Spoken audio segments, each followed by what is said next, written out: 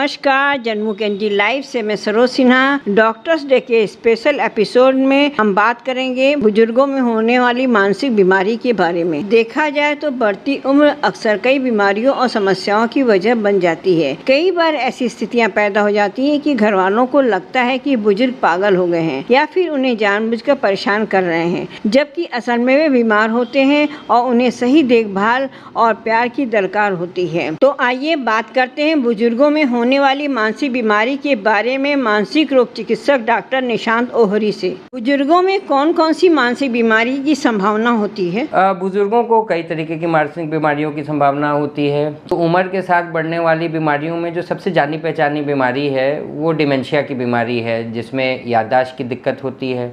अब याददाश्त की दिक्कत के साथ साथ पुरानी याददाश्त की दिक्कत नहीं होती, नई याददाश्त की दिक्कत होती है। नई यादें नहीं बन पाती हैं। उसके वजह से कई मिसअंडरस्टैंडिंग्स हो सकती हैं, घर परिवार के साथ दिक्कतें बन सकती हैं, क्योंकि सामने वाले को नहीं समझ में आ रहा है कि इनकी याददाश्त में दिक्कत है, तो सामने वाला गलत समझ सकता है उनकी बातों को, कि कोई समझ सकता है हम पे बेमतलब इल्ज़ाम लगा रहे हैं, फॉर एग्ज़ाम्पल। इसके अलावा डिप्रेशन और एंग्जाइटी भी बहुत कॉमन है। डिप्रेशन एंग्जाइटी डिमेंशिया से रिलेटेड बीमारियां भी हैं। कई बार देखा गया है जैसे ओल्ड एज के साथ अपने काम धाम में बदलाव आता है, अपना एक तरह का सोशल सिचुएशन में बदलाव आता है, सामाजिक आपका पोजीशन बदलता है। जैसे रिटायरमेंट के बाद कई लोगों को अचानक से अकेला महसूस हो सकता है।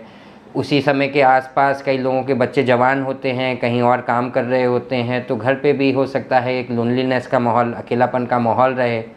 तो इस स्पेशली 60 के ऊपर अचानक से बहुत लोगों में डिप्रेशन फर्स्ट टाइम पाया जा सकता है। एंग्जाइटी बस घबराहट के लेवल पे नहीं, भाई बेचैन और घबराहट तो बहुत लोग को बीच बीच में होती है, लेकिन ऐसी घबराहट जो कि निरंतर बनी हुई है, कई दिनों से बनी हुई है, उस घबराहट के कारण नींद भी खराब हो रही है, उस घबराहट के कारण आपसी रिश्ते भी खराब हो रहे हैं, तब हम उसको एंग्जाइटी डिसऑर्डर का नाम देते हैं। तो शॉर्ट में एंग्जाइटी डिसऑर्डर है, डिप्रेशन है, डिमेंशिया है, पार्किंसन की एक बीमारी होती है जो कि शारीरिक क्रियाओं में काफ़ी स्लोनेस ला सकती है, काफ़ी धीमी सारी क्रियाएं हो जाती हैं, चलने में दिक्कत, बात बताने में दिक्कत, जबकि अंदर से मन एकदम चेत और स्वस्थ रहता है, लेकिन सामने वो इंसान दिखा नहीं पाता। तो पार्किंसन की एक बहुत बड़ी बीमारी है जो कि ओल्ड एज में है। दवाइयों के रिएक्शंस, हाइपरटेंशन की मेडिसिन चल रही है, शुगर की मेडिसिन चल रही हैं, अचानक से उसकी वजह से चक्कर कई तरीके के आ सकते हैं, माइग्रेन्स डेवलप हो सकते हैं। तो ये हैं कुछ ओल्ड एज रिलेटेड बीमारियाँ। इन मानसिक बीमारियों के संकेत या लक्षण क्या क्या होते हैं? अब जैसे अलग अलग बीमारियों के लक्षण थोड़े अलग अलग होते हैं। जैसे डिमेंशिया जो बीमारी है, इसमें जो इनके प्राथमिक जो लक्षण होते हैं वो याददाश्त को लेके होते हैं। नई याददाश्तें इंसान नहीं बना पाता। कई बार ये चीज़ हमें आम भी लगती है कि भाई ये बहुत आम बात लगती है कि कोई बुज़ुर्ग इंसान अपने जवानी के या अपने पुराने दिनों की यादों में ही फंसा हुआ है, लेकिन कई बार ये संकेत मिल सकता है कि वो बस उन्हीं यादों में फंसा हुआ है, वो नई यादें नहीं बना पा रहा है। कई बार जैसे जब डिमेंशिया अपने चरम पे जाने लगता है तो बहुत हाल में हुई चीज़ें इंसान भूल सकता है। जैसे अभी चाय पिया था लेकिन उसे याद नहीं है कि चाय पिया था, सुबह नाश्ता किया था, दोपहर हो गई, लेकिन फिर वो कंप्लेन कर रहा है घर वालों से कि तुम हमारा एकदम ध्यान नहीं रखते हो, हम सुबह से नाश्ता मांग रहे हैं, हमको किसी ने पूछा नहीं, जबकि वो नाश्ता कर चुके हैं। तो इसमें कई बार घर वाले भी प्रतिक्रिया दे देते हैं कि कैसे हो गए हैं, इनको तो दिख ही नहीं रहा है, लेकिन वो घर वाले समझते नहीं हैं कभी कभी कि ये हो सकता है एक बीमारी का रूप हो, जो कि अब उस इंसान को खुद नहीं पता रहता कि मेरी याददाश्त खराब हो रही है। फिर नींद खराब होती है। वैसे भी जैसे जैसे उम्र बढ़ती है, देखा गया है, आप एक छोटे नवजात शिशु को देखें, वो दिन भर में 18-18 घंटे सोता है। जैसे जैसे इंसानी शरीर बड़ा होता है उसकी स्लीप कम होती जाती है, नींद कम होती जाती है, लेकिन फिर भी हम लोग कम से कम 5 से 6 घंटे की नींद बुजुर्गावस्था में नॉर्मल मानते हैं।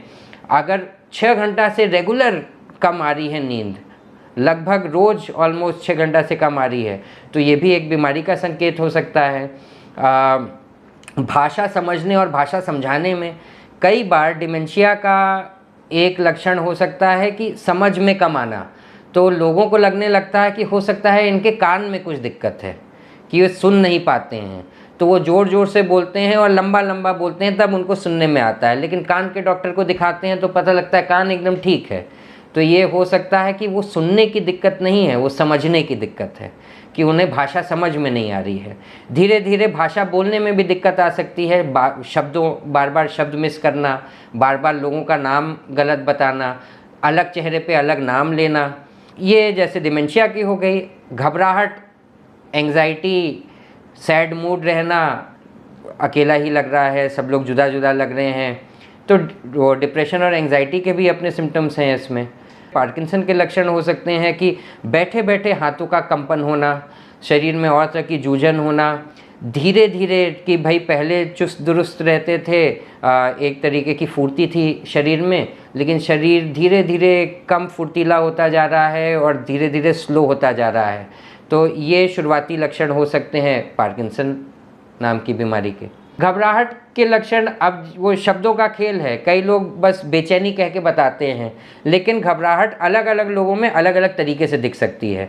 लेकिन जो सबसे कॉमन तरीका है, जो ज़्यादातर लोगों में दिखता है, वो है कि दिल का धड़कन बेमतलब बढ़ना, रह रह के जब दिल का धड़कन बढ़ता है तो उसके साथ सोच भी बहुत तेज़ स्पीड में आने लगते हैं और काफ़ी तेज़ बहाव हो जाता है सोच का।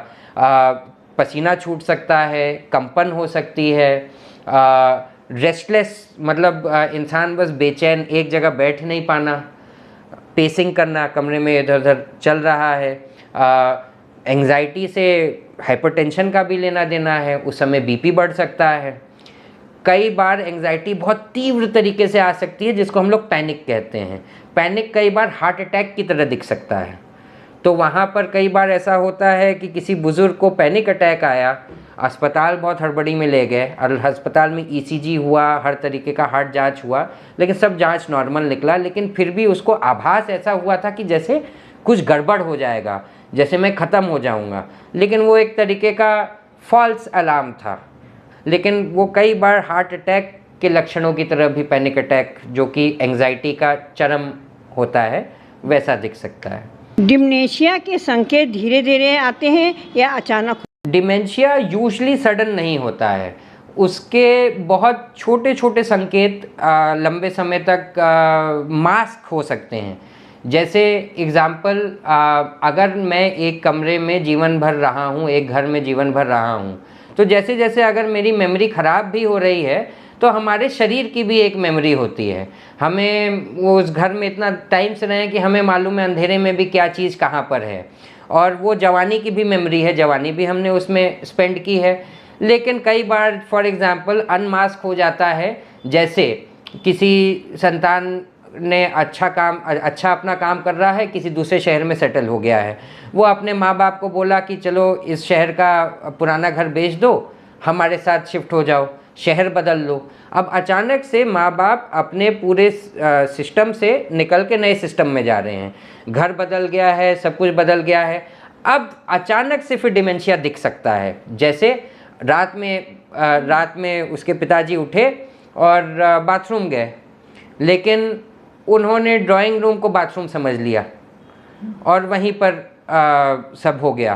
तो अब इस केस में वो अनमास्क हो गया। जो डिमेंशिया वाकई था, जो कि दिख नहीं रहा था, क्योंकि इंसान अपने वातावरण में था और उस वातावरण में उससे बहुत कम चीज़ें अपेक्षित थीं, कि बस अपना खाना खाएंगे, बाथरूम जाएंगे, टीवी देखेंगे, कम चीज़ें अपेक्षित थीं। लेकिन जैसे ही वो चीज़ें हटीं, तब वो अनमास्क हो गया, जबकि वो था पहले से ही। वो एक ही चीज़ रोज़ रोज़ करते थे, तो वो नियम की वजह से, दैनिक नियम की वजह से वो चीज़ दिखती नहीं थी। तो कई बार जो इसके शुरुआती लक्षण हो सकते हैं, जिसको हम लोग माइल्ड कॉग्निटिव इम्पेयरमेंट कहते हैं, उसमें इंक्रीज्ड फ्रीक्वेंसी, मतलब भाई बीच में कहीं कोई बटुआ भूल गया, किसी का नाम भूल गया, ये सब चीज़ें होती रहती हैं। लेकिन वो जब इंसान खुद समझता है कि नहीं ये तो मुझे होता था, लेकिन अब कुछ ज़्यादा ही होने लगा है, डिक्रीज स्लीप, धीरे धीरे धीरे नींद खराब हो रही है, रह के फिर धीरे धीरे इंसान बड़ी बड़ी चीज़ें भूलने लगता है। पहले छोटी छोटी चीज़ें भूलता है, फिर बड़ी बड़ी चीज़ें, कि जैसे एक आम रास्ते से वापस घर आते थे, लेकिन आज अचानक से बीच बाजार में लगा पता नहीं हम कहाँ हैं, कुछ सेकंड के लिए हम खो गए, एक जानी पहचाने रास्ते पे भी हम खो गए कुछ सेकंड के लिए। ऐसा कभी पहले नहीं हुआ, धीरे धीरे ये 2-3 बार होने लगा। तब ये एक संकेत है कि यह कुछ शुरू हो रहा है, अभी मुझे दिखा लेना चाहिए। डिमेंशिया और आम भूलने की बीमारी में अंतर क्या है? भूलने को हम लोग कई तरीके से देखते हैं। एक है कि भाई याद की हुई चीज़ दिमाग से उतर गई, और एक है कि जब वो चीज़ को याद करने की कोशिश कर रहे थे तब दिमाग में कई बातें चल रही थी कि भाई क्या हमने उस चीज़ को अटेंशन के साथ देखा। जब हमने कोई चीज़ अटेंशन के साथ ग्रहण ही नहीं की तब हम उसको भूलना नहीं कह पाएंगे। जैसे आज का यूथ फ़ोन में लगा हुआ है, बगल में चैटिंग भी चल रही है, बगल में टीचर भी कुछ बोल रहा है, पीछे घर में टीवी पे भी कुछ चल रहा है, तो एक ही साथ इंद्रियों पे कई जगह से इन्फॉर्मेशन आ रही है, तो उसमें लाजमी है कि कुछ इन्फॉर्मेशन मिस हो जाएगी। अगर घर से बाहर निकलते हुए एक यंग इंसान आगे क्या हो रहा है उसके बारे में भी सोच रहा है, पहले क्या किया था उसके बारे में भी सोच रहा है, मीम पे क्या देखा था उसके बारे में भी सोच रहा है, तो उन तीनों में से एक बात तो वो भूल ही जाएगा। तो ये भूलने की दिक्कत नहीं है, ये रजिस्टर ना कर पाने की दिक्कत है कि वो चीज़ वो रजिस्टर ही नहीं किया। और अगर इंसान मल्टीटास्क कर रहा है कि एक साथ कई चीज़ सोचने की कोशिश कर रहा है, तो कुछ चीज़ उसमें से मिस हो जाना नेचुरल है, तो ये आम भूलपन में आ जाएगा। लेकिन जो डिमेंशिया का भूलपन होता है वो कई बार बहुत याद दिलाने पे भी वो चीज़ याद नहीं आती है। जैसे आपने आज सुबह नाश्ता ले लिया है, मम्मी जी किसी ने बोला, और लेकिन उनको नहीं लग रहा है कि लिया है, और कोई भी तरीका नहीं होगा उनको ये बता पाने का कि नहीं ये लिया है, उनको वो चीज़ याद ही नहीं आएगी। डिमेंशिया की शुरुआती उसमें भले ही थोड़ा सा याद आ जाए, लेकिन जैसे जैसे डिमेंशिया बढ़ेगा वैसे वैसे दिमाग और एक छोटे बच्चे की दिमाग की तरह हो जाएगा, जिसको अभी एक बात बोले और अभी वो बात भूल गया। क्या बुजुर्गों को इन मानसिक बीमारियों से बचाया जा सकता है? जी हाँ, बुजुर्गों को ज़रूर बचाया जा सकता है डिमेंशिया से। इसके लिए ज़रूरी है एक कॉन्सेप्ट को समझना जिसको हम लोग कॉग्निटिव रिजर्वॉयर कहते हैं। मतलब कॉग्निटिव का मतलब प्रॉब्लम सॉल्विंग का स्किल, मतलब समस्या समाधान करने का जो एक कौशल होता है।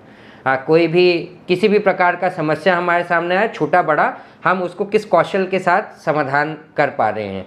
तो कॉग्निटिव रिजर्वॉयर कौशल, इस कौशल को, समस्या समाधान के कौशल को बढ़ाने के लिए कई चीज़ें होती हैं। जैसे चैलेंजिंग वर्क, बीच बीच में अपने ब्रेन को चैलेंज करना बहुत ज़रूरी है। बीच बीच में अपने ब्रेन को अपने 30s, 40s, 50s की उम्र के टाइम नए चैलेंजेस देना, नई चीज़ें सीखना, ऐसी चीज़ें सीखना जो पहले दिमाग को चैलेंज नहीं मिली है। तो ये ऐसी चीज़ें, नई चीज़ें सीखने दिमाग में नई तरीके की प्रक्रियाएं शुरू करती हैं, जो कि केमिकल प्रक्रियाएं भी होती हैं। उससे सेम उसी तरीके से समझिए कि कोई इंसान शरीर बनाने के लिए जैसे जिम जाता है, जिम में वजन से अपने शरीर को चैलेंज करता है, उसी तरीके से दिमागी प्रॉब्लम सॉल्विंग भी दिमाग बढ़ाती है। इससे आपका कॉग्निटिव रिजर्वॉयर बढ़ता है। दूसरी चीज़ सोशल, एक तरीके से व्यवहारिक जीवन, कि भाई कि हमारा व्यवहार लोगों के साथ बना हुआ है कि नहीं। और सिर्फ ये ऊपरी व्यवहार नहीं है, ये अंदर से डीपली केयरिंग वाला व्यवहार है कि हमारा सपोर्ट सिस्टम कैसा है, हमारे व्यवहार की वजह से हमारे से कितने लोग जुड़े हुए हैं, सुबह से शाम तक कितने लोग आके बस हमारी हालचाल लेने के लिए दुआ सलाम कर लेते हैं, कितने लोगों से हम मीनिंगफुल कनेक्शन रखे हुए हैं। ये चीज़ सबसे बड़ी चीज़ मानी जाती है ब्रेन को हेल्दी रखने के लिए, कि आपका मन ज़रूर व्यवहारिक का, मेरा ये मतलब नहीं कि 100 लोगों से जाके, नंबर की बात नहीं है, क्वालिटी की बात है कि कितने लोग अच्छी क्वालिटी के साथ आपका अच्छे दिल के साथ आपके साथ जुड़े हुए हैं। और तीसरी चीज़ खान पान। ओल्ड एज में vitamin B deficiency, vitamin D deficiency, खाना ऐसा जो पौष्टिक ना हो, कैल्शियम की कमी शरीर में, कई पौष्टिक आहारों की कमी, वो भी उसकी वजह से भी डिमेंशिया शुरू हो सकता है। शुरुआती तौर में वैसे ही दिखता है। अगर शुरुआत में ही डाइट और आखिरी चीज़ एक्सरसाइज, कि आपका डाइट अच्छा हो, आपका एक्सरसाइज अच्छा हो, आपका लोगों के साथ सोशल सामाजिक व्यवहार बना हुआ हो, सबके साथ नहीं, कुछ लोगों के साथ लेकिन अच्छा, और आप जवानी में अपने दिमाग को कितना चैलेंज किए हो उसको नई चीज़ें सिखा के। तो जैसे पहले ज़माने में बोलते थे नई भाषा सीखो, नया भाषा सीखने में भी अच्छा वो पाया गया है, लेकिन आज के समय में किसी के पास नया भाषा सीखने का समय नहीं रहता है। लेकिन कोई नई एक्टिविटी भी अगर सीखे अपने 50s में इंसान, तो उससे बहुत फ़र्क पड़ जाता है। उससे फिज़िकल हेल्थ भी अच्छी हो जाती है, व्यवहारिक जीवन भी अच्छा हो जाता है, मानसिक हेल्थ भी अच्छी हो जाती है, खान पान का भी ठीक रहता है, दिमाग थोड़ा चुस्त दुरुस्त रहता है। इन मानसिक बीमारियों का इलाज क्या है? इन मानसिक बीमारियों का इलाज साइकाइट्री की फील्ड में तो मेनली मेडिसिन बेस्ड है। डिमेंशिया जो है, डिमेंशिया भी हम लोग दो तरीके से देखते हैं। कुछ डिमेंशिया रिवर्सिबल टाइप के होते हैं, मतलब उसमें वापस इंसान को और इंसान के दिमाग को पहले जैसा बनाया जा सकता है, चुस्त दुरुस्त। कुछ इरिवर्सिबल टाइप के होते हैं। इरिवर्सिबल टाइप में जितना मेमोरी लॉस की दिक्कत आ गई है, हम उसको वहाँ मेंटेन करके रख सकते हैं कि वो आगे बढ़े ना, क्योंकि डिमेंशिया एक बार शुरू हो जाती है तो एक प्रोग्रेसिव बीमारी इसको बोलते हैं कि ये अपने ऊपर बनती चली जाती है, धीरे धीरे तबीयत और ख़राब होती चली जाती है। तो जहाँ बिना दवाइयों के कोई डिमेंशिया पेशेंट का पूरा मेमोरी लॉस होने में 3 साल से 4 साल लग सकते हैं, वहीं दवाइयों के साथ ये प्रक्रिया 5 से 10 साल खींची जा सकती है। बाकी डिप्रेशन, एंजाइटी की भी दवाइयाँ हैं, लेकिन उसमें हम लोग देखते हैं कि किस लेवल का डिप्रेशन है।